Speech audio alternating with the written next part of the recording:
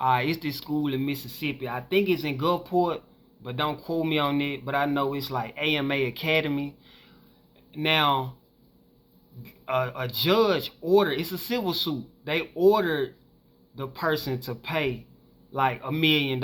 It's like 916,000 and some change or whatever, right? Because they were saying that she got $250,000 from the government to pay for veterans tuition, right? But where that what they accusing her of is she didn't have the hours, so she wasn't having regular classes. So she wasn't having regular classes, and they accusing her of not having the ledgers and inflating the number. So from what I saw was if they charged like $2,000 a month, she was charging the veterans like $22,000 a month. So it was like 10 times the amount of what she usually charged. So that's where they came in with the lawsuit at. But this my thing. This what I want to know. Okay, how are civil lawsuits paid? You know, I'm not really like, I haven't really done investigation on it. So reason why I'm asking it is because one way to look at it is if the judge ordered her to pay $1 million and she made $250,000 off of the tuition money, because this is civil, right? So I'm saying, do she have to pay the money? I know, of course, legally they saying she got to pay the money, but I'm saying, does she have to? Will her money get garnished? Will they come and confiscate her belongings, cars, houses? Like, I'm saying, like, how do that work? Because if she got a $250,000 and they saying that she got to pay $1 million, or basically she don't have to pay the money that they saying she got to pay, then she won. I'm not condoning it, but I'm saying if she got $250,000 and they saying you got to pay $1 million, but they not gonna garnish your money, they not gonna take your belongings, then she won. But I will say this, because like I said, these allegations and accusations, I don't know these folks. This is just something that I seen. I'm just putting my 2 cents in on this part too, though.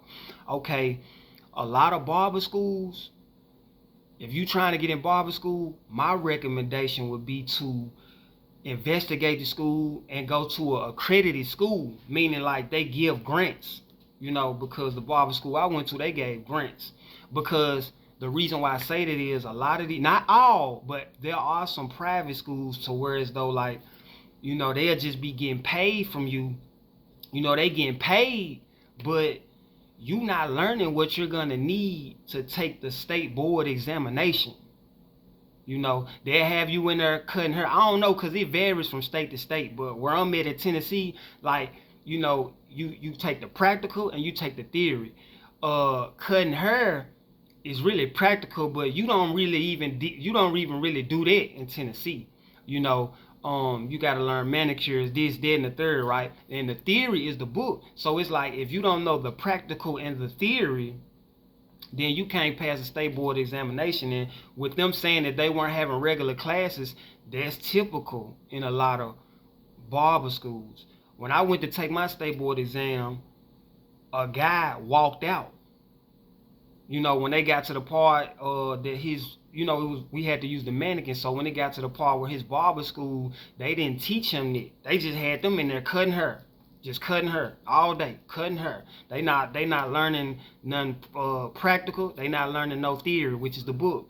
So he paid $80, and he had to walk out because of it. So my recommendation is just to always do your research. But I know sometimes it's difficult because people just want to get in, and because, okay, let me say this too. In a lot of private schools, there's private barber schools, where they get a lot of people at is because people trying to go and get in school. And a lot of times, the accredited school I went to, you had to be on a list. So you had to wait. Like sometimes you have to wait weeks, months, maybe a year. But the reason being is because it's an accredited school, meaning they get grant money, they get funding, So you know, and if anybody got information on this situation and can give me clarity or us clarity and clear it up, then, you know, let me know. But I did want to put my 2 cents in on it. You know, watch what barber schools you go to, because not all of them doing the right thing. And again, now I'm not saying this person did anything, because I don't know, you know, but I'm just speaking on a lot of barber schools in general. You know, they do be scheming, so just be on the lookout.